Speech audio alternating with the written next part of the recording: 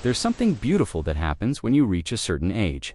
Your view stretches out like a long country road behind you. You see not just the miles you've walked, but the turns you missed, the shortcuts you took, and the forks, where you chose your path, and through all of its joy, heartbreak, love, regret, you've gathered something more precious than money or medals: perspective. And maybe the most powerful perspective of all is this: your time is your truest currency. Spend it where it counts. When you're younger, it's easy to feel like time is endless.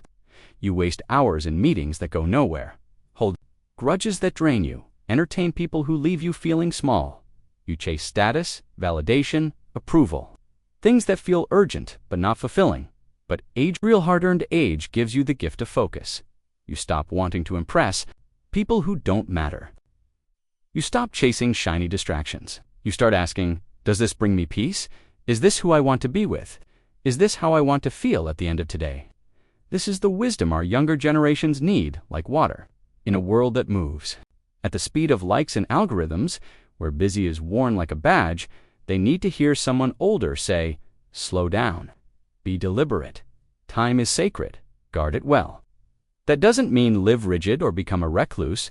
It means knowing what fills your soul and giving it space to breathe. It means letting go of old resentments that eat at your energy. It means picking up the phone to call someone you miss instead of waiting for the right moment. You've learned that some people only stay for a season, and that's okay. You've learned that time spent laughing over coffee with a friend is worth more than any item in your home. You've learned that quiet mornings, gentle walks, handwritten notes, soft music, fresh air, those are the moments that matter. So pass that down. Share the quiet power of being intentional, of waking up and choosing on purpose how your day will unfold, who you'll give your heart to, and what noise you'll shut out. Let the next generation see that aging isn't about shrinking, it's about refining, getting clearer, lighter, truer.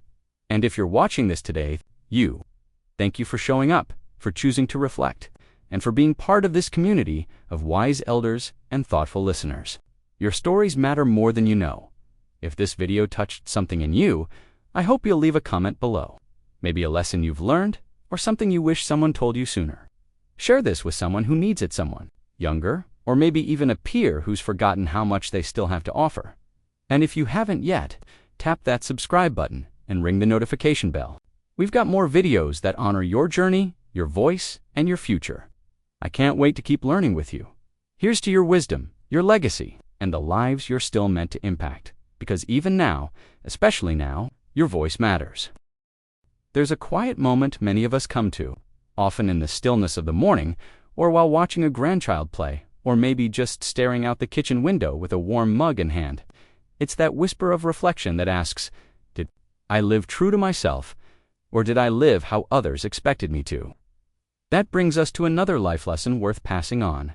Live your truth even if it took you decades to find it. Because your truth has value, and it's never too late to step into it. Maybe you spent years pleasing everyone else, holding back your dreams, keeping the peace, doing the responsible thing. Maybe you were told to stay quiet, to play small, to not make waves. And maybe now, with the clarity of time, you realize that those invisible rules cost you something sacred. You. But here's the thing. The moment you choose to stop hiding, to stop apologizing for who you are, to say yes to the music still inside you, you give permission for others to do the same, especially those watching you closely, your children, your grandchildren, your friends. They see your courage, they hear your honesty, and in it, they feel their own rising. You might be surprised how often someone says, when you told me that story about your regrets, it changed how I live my life. That's the kind of power you hold. That's the kind of story that needs to be told. You don't need a stage, a book deal, or a spotlight. You just need one person who needs to hear that it's okay to begin again. At any age, that it's okay to say, that version of me got me this far, but now, I'm ready for the real me to take over. And if you're still wondering what that even looks like, don't worry.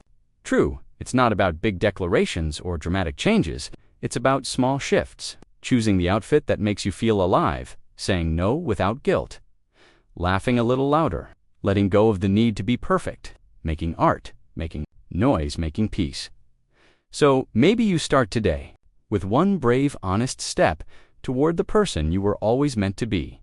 Because if there's one thing time has taught us, it's that pretending is exhausting, and being real is freedom. And when you pass that truth down, when you look someone younger in the eye and say, "Don't wait 70 years to love who you are," you're not just giving advice, you're handing them a key, and they'll never forget that. Let's take one last breath together and talk about the final piece of wisdom every elder soul should leave behind. When we talk about what really matters at the end of life, it's rarely the jobs we held or the things we owned. What rises to the surface, almost without fail, is this: love is the only legacy that echoes. Not just romantic love, though that has its magic too. I'm talking about the love you show in small, steady ways. The kind of love that isn't loud but shows up anyway. The neighbor you checked on after a snowstorm, the meal you brought to a friend who'd lost someone, the times you chose patience over being right, kindness over being heard, presence over distraction. These moments add up, and long after we're gone, they're the ones that ripple. You may not realize it, but you've already left fingerprints on so many lives. That time you encouraged someone who felt invisible. That story you told that gave someone else the courage to keep going, the way you've shown up again and again, even when it wasn't easy. And here's the beautiful part. It's never too late to add to that legacy. Whether you're 60 or 96, you still have time. Time to say the things you've held back. Time to write the letter. Say, "I love you," even if your voice shakes. Sometimes people say, "But I'm too old to change," and I smile. Because age doesn't take away your power, it sharpens it. You've lived, you've fallen and risen. You've learned what matters. That wisdom, it's your superpower now. So what do we do with that power? We pass it on. We share the stories that shaped us, not the polished ones, but the real ones, the stumbles, the detours, the unexpected kindnesses that saved us. We model to our children and grandchildren not just how to live, but how to love. Deeply, imperfectly, bravely, and maybe most importantly, we remind them that love isn't a feeling that floats in when things are easy. It's a choice, a practice, a way of being. Because at the end of it all, when the photos fade and the titles are forgotten, it's love that people remember so. If you're sitting there thinking, "I haven't done anything big with my life," I want to gently challenge that thought. Because if you've loved someone well, Evan, once you've already done something extraordinary, you've changed the world, quietly but permanently, and now it's your turn to make sure someone else knows how. Let's talk about how to do that, right now. You know those mornings where the light hits just right, and for a second, everything feels still? Not because the world stopped, but because you did. You paused, you remembered that real life isn't in the grand gestures. It's in the small, almost invisible choices we make each day that brings us to the next life lesson. Joy is not found in what you own, but in how deeply you notice. We spend so much of our lives chasing things: a better house, a newer car, nicer clothes, a bigger TV. You've earned the right to sit in a cozy chair, sip your favorite drink, and enjoy the fruits of all your hard work. But joy, deep, lasting joy, doesn't come from the stuff around you. It comes from how fully you show up to what's already there. Think about the laughter of a grandchild that makes your chest swell, the smell of your partner's shampoo when they walk past you in the hallway, the warmth of sunlight on your back. During a slow morning walk, these moments don't shout, they whisper, and you only hear them when you're present enough to listen. So many seniors I've met over the years have told me, "I wish I'd looked up more," not at the sky though. That never hurts but from the rush of daily life, from the worries, the checklists, they wish they'd noticed how beautiful the ordinary really was.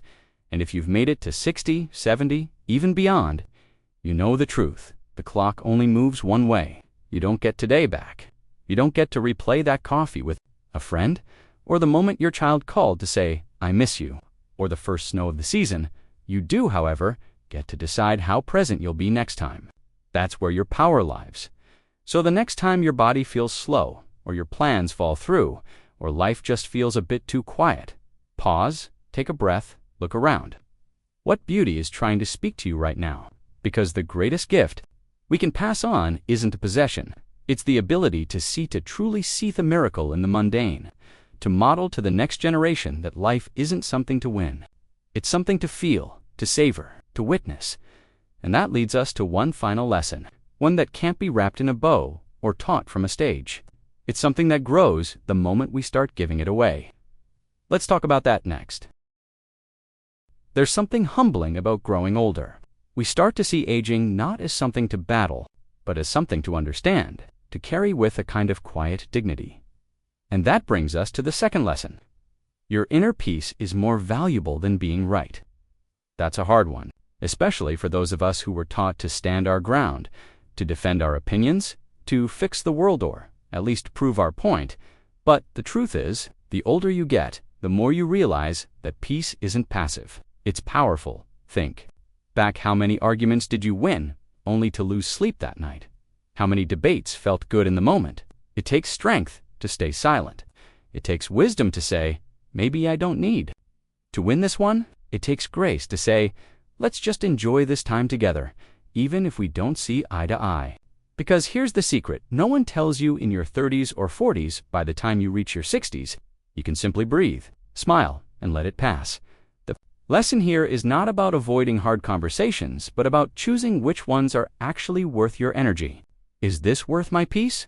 Is this how I want to use my limited time? Do I want to be right? Or do I want to be at peace with myself, with others, with this moment?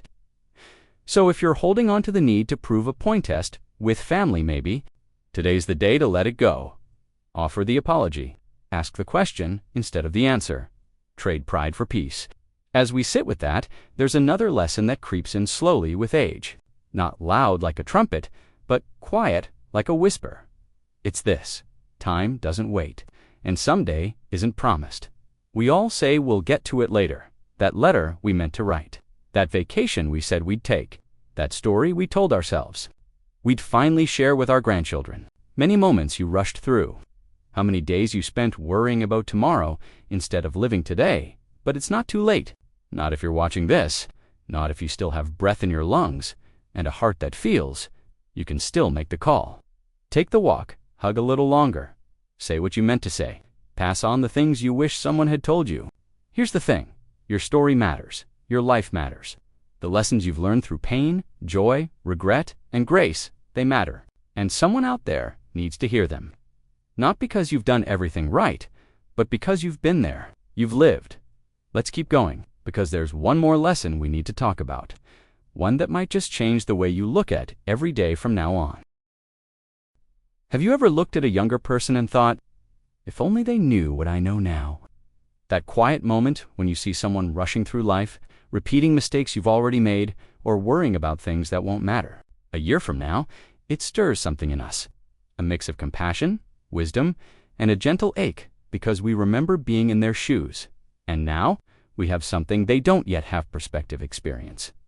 The kind of wisdom that isn't taught in schools or found in a book. It's earned through heartbreak and healing, through success and setback, through raising children or saying goodbye to parents, and through waking up day after day, learning a little more about what really matters. That's what today's video is all about: life lessons.